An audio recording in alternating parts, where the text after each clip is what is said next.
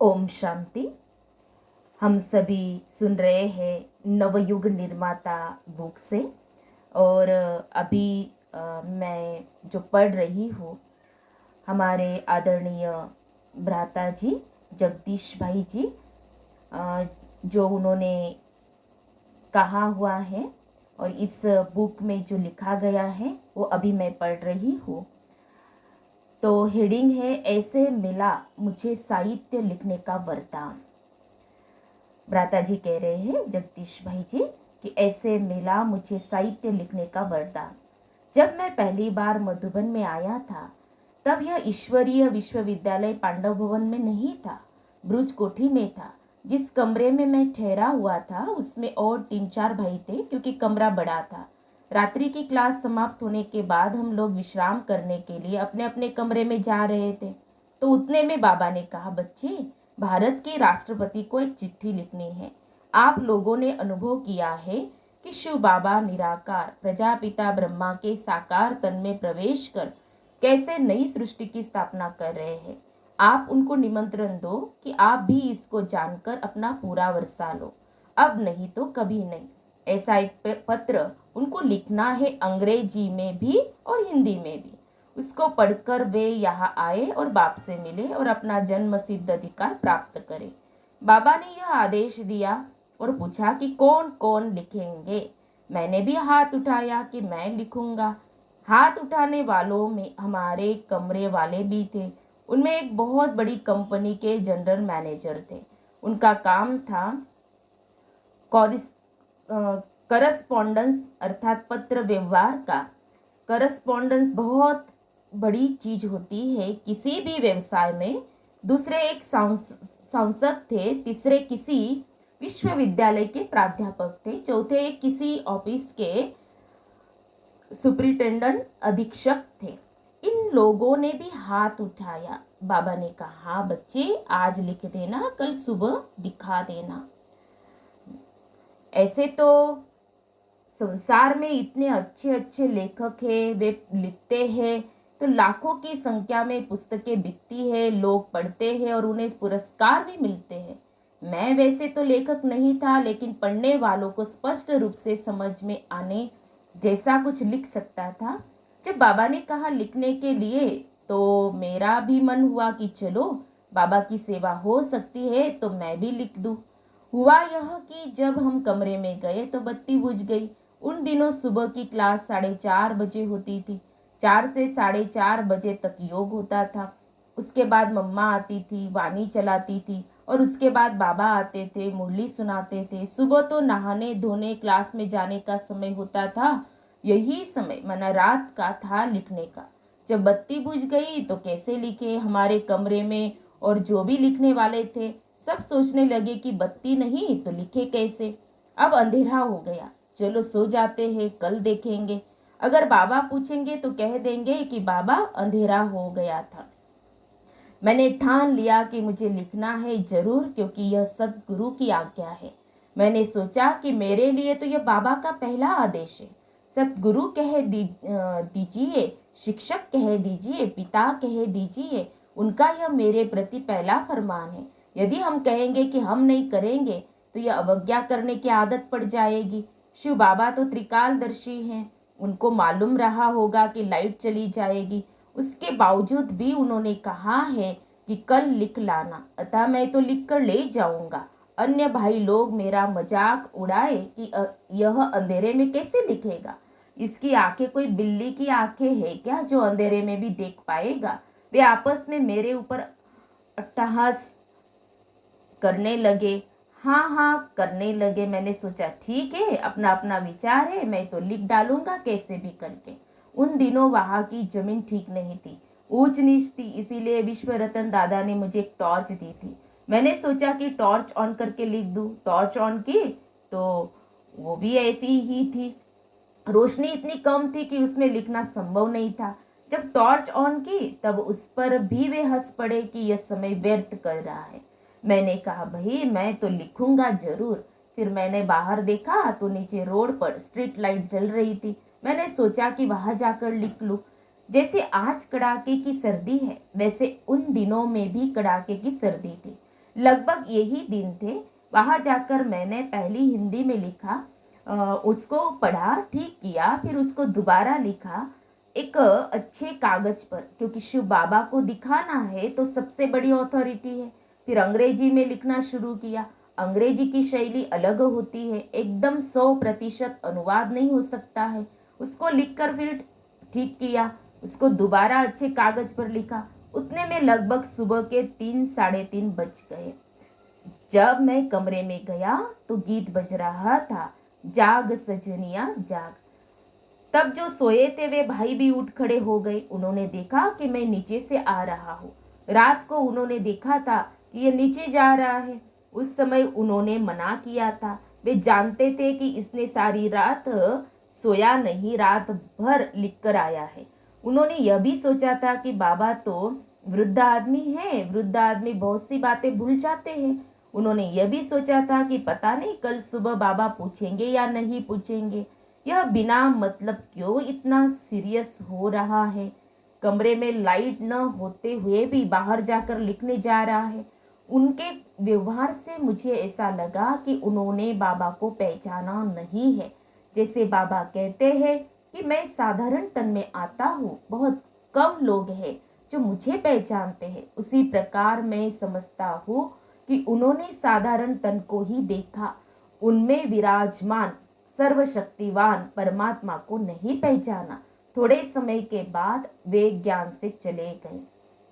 मुरली पूरी हो गई, क्लास खत्म हो गई, फिर भी बाबा ने कुछ पूछा ही नहीं। उसके बाद हम सब सुबह क्लास में गए। बाबा ने मुरली सुनाई पर इसके बारे में कुछ कहा ही नहीं। मैं भी नया था, वे भी नए थे। उन्होंने समझा कि बाबा भूल गया। क्लास में उसके बारे में कुछ पूछा ही नहीं। याद होता तो बाबा पूछते थे ना। मुरली पूरी हो गई, क्लास खत्म हो गई, अन्य भाई बहनें उठकर भी चले गए और हम भी खड़े हो गए। खड़े होने के बाद भी बाबा ने नहीं पूछा। उन्होंने सोचा अच्छा हुआ हमने लिखा नहीं, कम से कम रात भर तो सोए। यह आदमी ऐसे ही जागता रहा। क्लास समाप्त हुआ। बाबा खड़े हुए और कहा, बच्चे आज पिकनिक करने पहाड़ी पर चलेंगे, नाश्ता सब वही करेंगे, आधे घंटे में सब तैयार हो जाओ। बाबा पहाड़ी पर ले गए। वहाँ बाबा ने महावाक्य सुनाए, मम्मा ने भी सुनाए। उस वक्त भी लिखत के बारे में कुछ बोला नहीं। वे बार बार मेरी तरफ देखते थे, कुछ इशारे भी कर रहे थे, जैसे मुझे डिफीट पराजय का संकेत दे रहे थे। मैं तो चुप था। उसके बाद बाबा ने कहा, अच्छा बच्चे, रात को मैंने लिखने के लिए कहा था, कौन कौन लिख लाया? मैंने सिर नीचे कर लिया।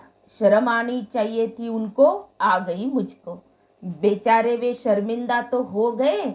मैंने कुछ नहीं कहा। कहा उन्होंने ही कि बाबा रात को अंधेरा था, हम नहीं लिख पाए। जगदीश भाई ने लिखा है।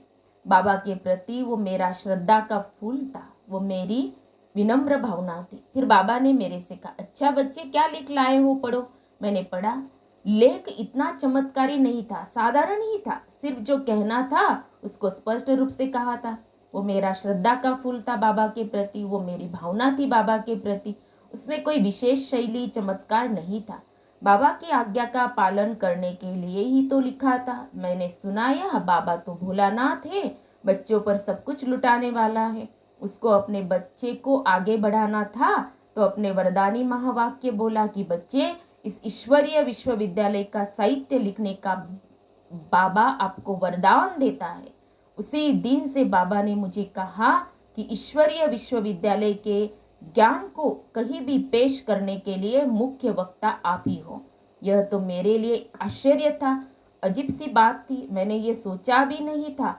शुरू से बाबा में मेरी जो भावना थी, स्नेह था, श्रद्धा थी, अगाध प्यार था, उसके लिए मैंने यह लिखने का काम किया था। यह तो मेरे लिए अपार कृपा थी, भोलेनाथ की अकारण कृपा थी। जब बाबा ने यह कहा तो 1 मिनट मेरा मन चला बड़ी तेज रफ्तार से। अगर मैं लोगों के सामने ज्ञान रखूंगा तो पहले खुद को समझना पड़ेगा, खुद नहीं समझूंगा तो उनके सामने कैसे रखूंगा। इसका मतलब यह है कि बाबा ने मेरी बुद्धि का ताला खोल दिया। जब बाबा मुझे निमित्त बनाएंगे तो पहले मुझे ही समझाएंगे। इसका अर्थ है कि पहले मेरा ही कल्याण होगा। ये तो बहुत बड़ी बात है कि मैं ईश्वरीय ज्ञान को समझ पाऊंगा। मैं इसको बारीकी से नहीं समझूंगा तो दूसरों को कैसे समझाऊंगा। ये तो बाबा ने मेरा कल्याण ही कर दिया। एक चिट्ठी मैंने बाबा को लिखी कि बाबा, आपने सारा ही खजाना मुझे दे दिया। यह किसी मनुष्य का ज्ञान नहीं है। मनुष्य को समझना आसान होता है क्योंकि दोनों के स्तर मनुष्य के हैं। ज्ञान के सागर भगवान को समझना, उसके गंभीर ज्ञान को समझना, यह बहुत बड़ी बात है। मुझे खुशी हुई कि उस गंभीर ज्ञान को समझने योग्य बाबा मुझे बनाएगा, मेरी बुद्धि को इतना वरदान देगा, शक्ति देगा। तो मैंने सोचा कि बाबा ने तो मुझे माला माल कर दिया। मेरी आंखें गीली हो गई। मुझे ऐसा लगा कि ओहो, एक पल में बाबा ने मुझे क्या दे दिया। मैं लिखूंगा, वो छपेगा और संसार के सामने जाएगा। उसके द्वारा सेवा हो जाएगी, उनके आशीर्वाद मुझे मिलेंगे। बाबा ने मुझे इतना दे दिया, इतना दे दिया कि मुझे अपार कृपा, अकारण कृपा मिल गई। बाबा को कहते हैं कृपालु, दयालु, वरदानों के भंडार, भोले भंडारी है। यह उसकी पहली झलकी थी, पहला स्वरूप था। तो बाबा ने कहा, मम्मा इसकी बुद्धि में बैठ जाओ। इसके बाद भी ऐसी कई घटनाएं हुई। एक बार मम्मा भी बैठी थी, मैं भी बैठा था चेंबर में क्लास के बाद। मम्मा तो माँ सरस्वती है ही। बाबा ने मम्मा को संबोधित करते हुए हम सबको जो वहाँ बैठे थे कहा कि यह तो साक्षात सरस्वती है। मम्मा, तुम इसकी बुद्धि में बैठ गई हो। यह बाबा ने कहा मम्मा को। मम्मा का स्वाभाविक संस्कार कहो, स्वभाव कहो, यह था कि बाबा जो भी कहे उसके लिए हाँ जी कहना। अगर बाबा कहे तुम उल्लू हो, उसके लिए भी मम्मा जी बाबा कहती थी। जब बाबा ने यह बात कही कि मम्मा तुम इसकी बुद्धि में बैठी हो, मम्मा ने कहा हाँ बाबा। मुझे बड़ी खुशी हुई कि साक्षात सरस्वती जो विद्या की देवी है वो भी मुझे आशीर्वाद दे रही है। साक्षात प्रजापिता ब्रह्मा जो सृष्टि के आदि पिता है, ज्ञान के आदि भंडार है, उन्होंने भी अपना हाथ मेरे ऊपर रखा है, आशीर्वाद दिया है। यह मेरा परम सौभाग्य है। उस दिन से मैंने सोचा कि बाबा की कोई भी आज्ञा हो उसको टालना नहीं चाहिए। बाबा की आज्ञा का पालन हम करते चलेंगे तो बाबा हमें भंडारों से भरपूर करेंगे। इसीलिए ही वे ज्ञान की देवी माँ सरस्वती कहलाई। एक दिन बाबा और मम्मा दोनों बैठे थे। मम्मा की मुरली समाप्त हुई थी, बाबा ने मुरली शुरू की थी। बाबा ने कहा कि हम सब पहले उल्लू थे, उल्टे लटके पड़े थे, हमें कुछ भी पता नहीं था इस संसार में। फिर बाबा ने कहा कि अंदर से निकलना चाहिए कि हम सब उल्लू थे। जब तक ऐसा नहीं समझेंगे कि हम सब उल्लू थे और अल्लाह ने आकर हमें सुलटा बना दिया, तो कैसे पता पड़ेगा कि बाबा के प्रति आपका प्यार है। फिर बाबा ने कहा, मम्मा बैठी हुई है, मम्मा बोलती ही नहीं है। मम्मा तुम क्यों नहीं कहती कि हम उल्लू थे। मम्मा ने सिर हिलाकर इशारे से ही हाँ बाबा कहा। तो बाबा ने कहा, देखो अभी भी मम्मा कहती नहीं है, सिर्फ सिर हिलाती है। फिर मम्मा ने कहा, हाँ बाबा हम पहले उल्लू थे। मैं इस बात को इसीलिए बता रहा हूँ कि मम्मा की यह विशेषता थी कि बाबा ने जो कहा मम्मा ने 100% निश्चय करके मान लिया और चलकर दिखाया। वे कभी नहीं भूली कि यह कौन कह रहा है। इसीलिए ही वे ज्ञान की देवी माँ सरस्वती कहलाई। ज्ञान का पूरा मर्म, ज्ञान की सारी गंभीरता उनमें थी। उनका जीवन ही ज्ञान युक्त, ज्ञान स्वरूप, ज्ञान पूर्ण था। आदरणीय ब्रह्मा कुमार जगदीश चंद्र जी। अच्छा, ओम शांति।